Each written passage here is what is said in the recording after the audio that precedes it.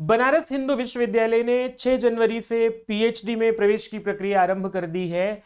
1500 से अधिक पद हैं और बहुत सारे विभाग हैं। बहुत सारे विभागों में बहुत सारे विषय हैं।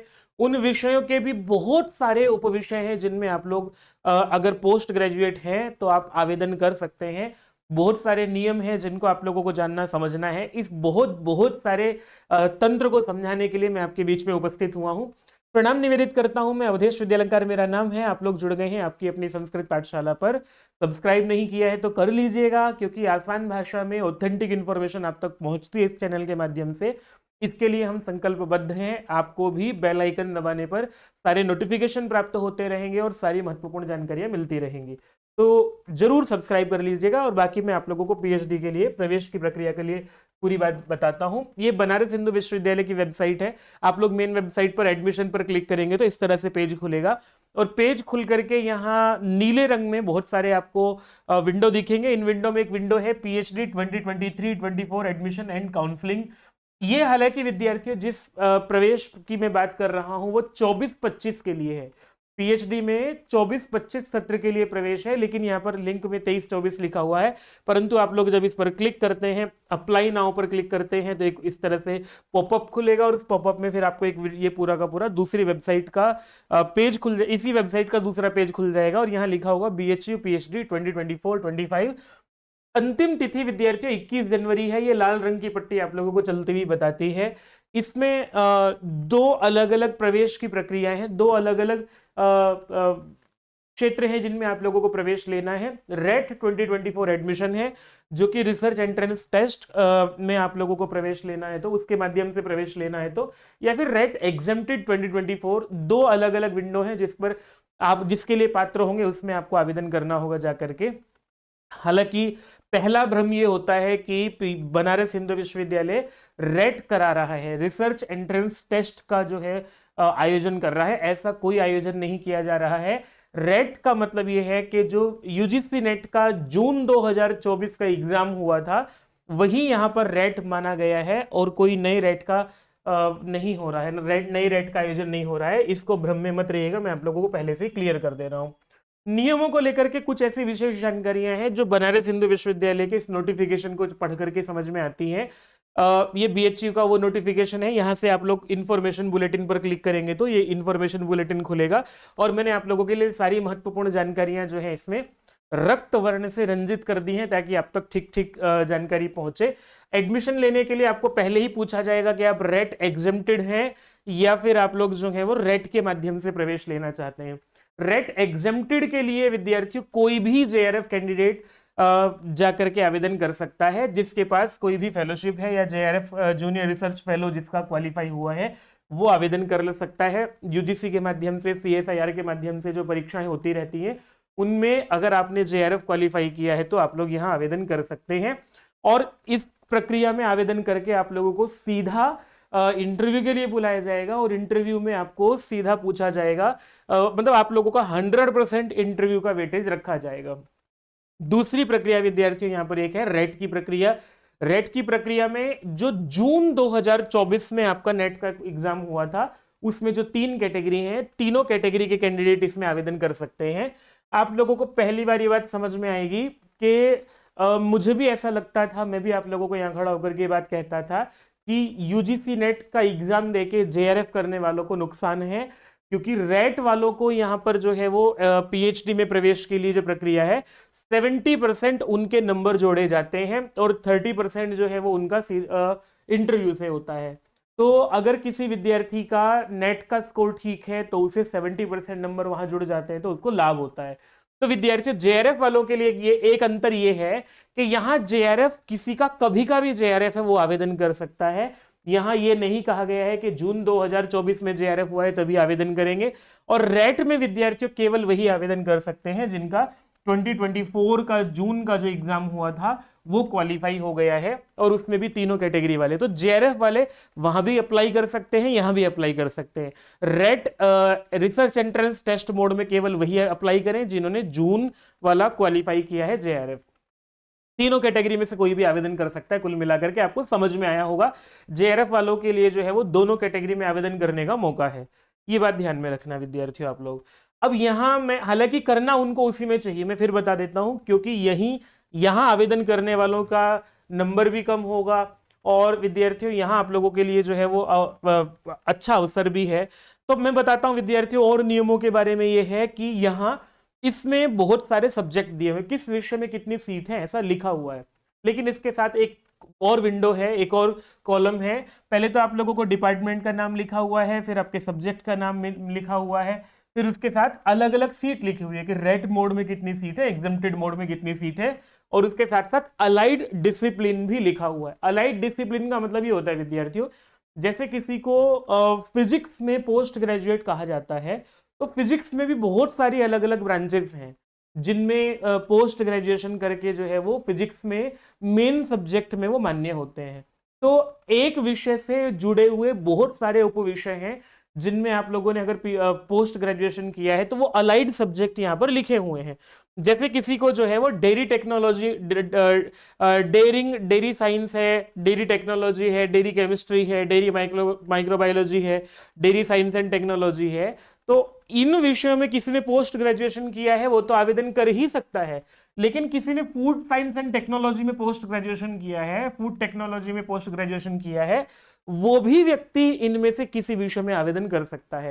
हालांकि इसको लेकर के एक नियम है, इन मुख्य विषयों में अगर आप लोगों ने पोस्ट ग्रेजुएशन किया है फिर तो कोई दिक्कत नहीं है, लेकिन अगर इन विषयों में जो है वो किसी ने पोस्ट, कोई बहुत ज्यादा फर्क नहीं पड़ेगा, लेकिन फिर भी बता दे रहा हूं क्योंकि नियम लिखा हुआ है तो समझना जरूरी है। धीरे धीरे करके आपकी समझ बनेगी तो चीजें जो है वो आगे आपके लिए अच्छी होंगी। लेकिन अगर किसी ने फूड साइंस एंड टेक्नोलॉजी, जो यहाँ अलाइड सब्जेक्ट है उनका वेटेज कुल 20% है, इनमें से जो है वो जितनी सीट है उनकी केवल 20% सीट ही सीट पर ही इनको अवसर मिलेगा, बाकी पर अवसर नहीं मिलेगा। ठीक है, तो इसका मतलब आप लोगों को इनको पूरा अवसर है यहाँ से। शायद आपको समझ में आया हो इस तरह से। खैर ये अलग अलग विषयों की, विभागों की बहुत सारी सीट हैं, बस इतना जरूर देख लीजिएगा कि इनमें पोस्ट ग्रेजुएशन है, जिस विषय में पीएचडी की सीट है तो ठीक है, लेकिन अलाइड सब्जेक्ट में भी अगर आप लोगों को पोस्ट ग्रेजुएशन है तो भी आप लोग आवेदन कर सकते हैं। तो ये अलग अलग विभागों की है, जैसे कि वेटनरी एंड एनिमल साइंसेज जो है ये एक विभाग है। फिर इसमें फैकल्टी ऑफ आर्ट्स में बहुत सारे हैं, जैसे कि विद्यार्थियों आप लोगों को टूरिज्म मैनेजमेंट में किसी ने पोस्ट ग्रेजुएशन किया है तो वो यहाँ उसके लिए 2 सीट है और 1 सीट है, 3 सीट है जिन पर आवेदन कर सकते हैं। लेकिन कोई किसी व्यक्ति ने जापानीज पढ़ी है, जापानीज में पोस्ट ग्रेजुएशन है, अब सोचो जापानीज का और टूरिज्म का कोई लेना देना नहीं है, लेकिन जापानीज वाले जो है वो यहाँ पर आवेदन कर सकते हैं। हेरिटेज मैनेजमेंट वाले आवेदन कर सकते हैं। हिस्ट्री ऑफ आर्ट जो है वो किसी ने यहाँ से किया है। हॉस्पिटैलिटी में जो है वो एमबीए किया है, वो भी यहाँ पर आवेदन कर सकता है। तो अलाइड सब्जेक्ट को देखना जरूरी है और आप लोगों ने इन अलाइड सब्जेक्ट के आधार पर इनमें अलग अलग आवेदन करने का अवसर आप लोगों के पास है। बीएचयू बहुत बढ़िया विश्वविद्यालय है, सेंट्रल यूनिवर्सिटी है, आप लोगों को फेलोशिप मिलेगी ही मिलेगी, चाहे आपने जेआरएफ क्वालिफाई किया है या नहीं किया है। तो जो नॉन नेट फेलोशिप होती है 10,000 रुपये, 8,000 रुपये, 15,000 रुपये, अलग अलग अमाउंट जो है जिसका जो भी है वो आप लोगों को मिलेगा ही मिलेगा। कुल मिलाकर के सारे के सारे विषय हैं जिनमें आप लोगों को आवेदन करना है। सीट लिखी हुई है, बहुत सारा नंबर है सीट्स को लेकर के, किसी किसी विभाग में जो है वो 70 सीट भी है, तो देख लीजिएगा अपने हिसाब से, सीट जानना आपका काम है। जैसे कि आप लोगों को यहाँ केमिस्ट्री में 40 सीट है रेट के लिए, 30 सीट है नेट के लिए, लेकिन केमिस्ट्री में biochemistry, foreign science, industrial chemistry, medicinal chemistry, pharmacy सब आवेदन कर सकते हैं। ये एक विद्यार्थी आप लोगों के पास बड़ा अवसर है यहाँ पर। ये अलाइड सब्जेक्ट को समझना जरूरी था, मैंने इसलिए थोड़ा सा समय लगा करके आप लोगों को ये समझाया। अब आपको विषयों की जानकारी हो गई, अलाइड सब्जेक्ट्स की जानकारी हो गई, डेट्स भी पता लग गई हैं कि आवेदन करने की डेट जो है वो आप लोगों के पास 21 जनवरी तक है। और महत्वपूर्ण बात यह है कि आपको ना विद्यार्थियों, एक तो department in the main campus, मतलब विश्वविद्यालय के मेन कैंपस में सीट है, कुछ सीट आप लोगों को महिला महाविद्यालय में है, कुछ सीट आर्य महिला पीजी कॉलेज में है, कुछ सीट जो है वो वसंत कॉलेज फॉर वुमेन में है, वीकेएम। तो अलग अलग जो इसके, और वहीं बनारस में ही जो विश्वविद्यालय के और भी कैंपस हैं उनमें भी आप लोगों को सीट देखने को मिलेगी यहाँ पर। ठीक है, मेन एंड अलाइड सब्जेक्ट जो मैंने आप लोगों को बताया है वो, उसको चूज करने का यही है कि आप लोग 5 सब्जेक्ट ऐसे हैं जो आप लोग, मतलब 5 जगह आवेदन कर सकते हैं अलाइड सब्जेक्ट के आधार पर, ये बात ध्यान में रखना। ठीक है विद्यार्थियों, लेकिन वो जो 20% रूल मैंने बताया वो ये लिखा हुआ है यहाँ पर। और भाई विद्यार्थियों, आप लोगों को कहा गया है कि आपको एलिजिबिलिटी क्या होनी चाहिए आवेदन करने के लिए, पोस्ट ग्रेजुएशन कंप्लीट होना चाहिए। अब अपियरिंग वालों के लिए यहाँ पर नहीं लिखा है कहीं भी कि अपियरिंग वाले जो है वो लिखा हुआ है candidate must have passed the qualifying examination securing the minimum percentage of marks on or before the last date of filling of online application from application form for PhD admission for the academic session 24-25 2025 में। तो appearing वाले आवेदन नहीं कर सकते हैं। आप लोगों के पास 55% अंकों के साथ अपना पोस्ट ग्रेजुएशन क्वालिफाई होना चाहिए, ऐसा लिखा हुआ है। जिस डिसिप्लिन में आपको आवेदन करना है उसकी उस विषय में आप लोगों को जो है 55% अंकों के साथ आवेदन करना ही हो, 55% के साथ वो क्वालिफाई होना ही चाहिए यहाँ पर। और ये लिखा हुआ है मास्टर डिग्री हो वो भी 55% के साथ हो। ठीक है, ये यहाँ से आप लोगों को समझ में आ जाएगा। बाकी का और इसमें विशेष बात यह है विद्यार्थियों, सारे के सारे जो भी विभाग हैं उनमें सब में लिखा हुआ है कि क्या क्या आपका क्वालिफिकेशन होना चाहिए, और 55% वाला रूल सबके साथ ही है।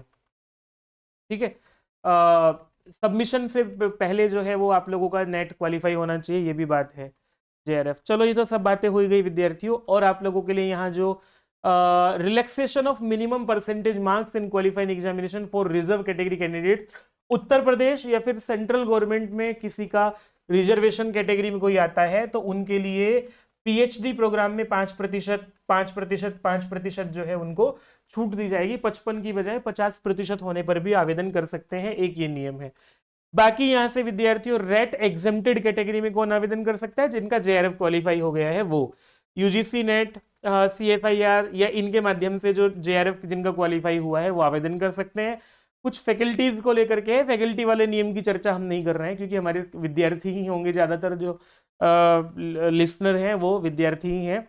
और विद्यार्थियों आप लोगों को जो भी जेआरएफ कैटेगरी वाले हैं रेट एग्जेम्प्टेड कैटेगरी में सीधा इंटरव्यू होगा, जिसके लिए आप लोगों को 100% अंक आपके इंटरव्यू के जोड़े जाएंगे। और जो 70% जो रेट कैटेगरी वाले होंगे जून 2024 के आधार पर आवेदन कर रहे होंगे, जिनका कैटेगरी 1 कैटेगरी 2 कैटेगरी 3 किसी में भी स्कोर आया होगा, 70% आपका स्कोर जुड़ेगा, 30% आपके इंटरव्यू के मार्क्स जोड़े जाएंगे। ये कुल मिलाकर के है। और आप लोगों को कहा गया है कि देखो ये लिखा हुआ है रेट एग्जेम्प्टेड कैटेगरी में सभी जेआरएफ विद्यार्थी जो हैं वो बुलाए जाएंगे। 2024 वाली बाध्यता नहीं है, रेट कैटेगरी में 2024 वाली जून 2024 वाली बाध्यता है। ये बात आप लोगों को कही गई है यहाँ पर। ठीक है, एक सीट पर 10 गुना लोगों को आप बुलाया जाएगा। जिस विषय में जितनी सीट है उसके 10 गुना कैंडिडेट्स को इंटरव्यू के लिए बुलाया जाएगा और उनकी प्रेजेंटेशन ली जाएगी, इंटरव्यू जो है वो हो जाएगा। बस जाइए आवेदन कीजिएगा। 600 रुपये जो है वो विद्यार्थियों जनरल कैंडिडेट्स के लिए है, और रिजर्वेशन में एससी एसटी और पीडब्ल्यूडी कैंडिडेट्स के लिए 300 रुपये आवेदन करने का शुल्क है। शुल्क भी बहुत ज्यादा नहीं है। बीएचई ऑनलाइन वेबसाइट ओपन कीजिए और आवेदन कीजिए। और यहाँ विद्यार्थियों कुछ डेट्स दे दी हैं कि भाई online submission of application form जो है वो 6 से 21 तक है। 27 जनवरी से लेकर के 12 फरवरी तक आप लोगों की काउंसलिंग हो जाएगी। सबको डॉक्यूमेंट वेरिफिकेशन इंटरव्यू की प्रक्रिया चलती रहेगी अलग अलग डेट में। फाइनल रिजल्ट जो है वो 15 फरवरी से 5 मार्च के बीच में आ जाएंगे, और एडमिशन की डेट जो है वो 6 मार्च को क्लोज हो जाएगी। और रिपोर्टिंग जो है वो 17 मार्च को आप लोगों को फाइनली उस डिपार्टमेंट जाकर के रिपोर्ट करना होगा। मेरी ओर से पूरा नोटिफिकेशन आप लोगों को विस्तार से बताने का प्रयास किया गया है। वीडियो लंबी हो गई है मैं जानता हूं, लेकिन नियमों को समझने के लिए विद्यार्थी समय देना आवश्यक होता है। फिर वही बात, नियमों की आसान भाषा में समझ के लिए आप लोग चैनल को सब्सक्राइब करेंगे तो आपका लाभ होगा। प्रणाम।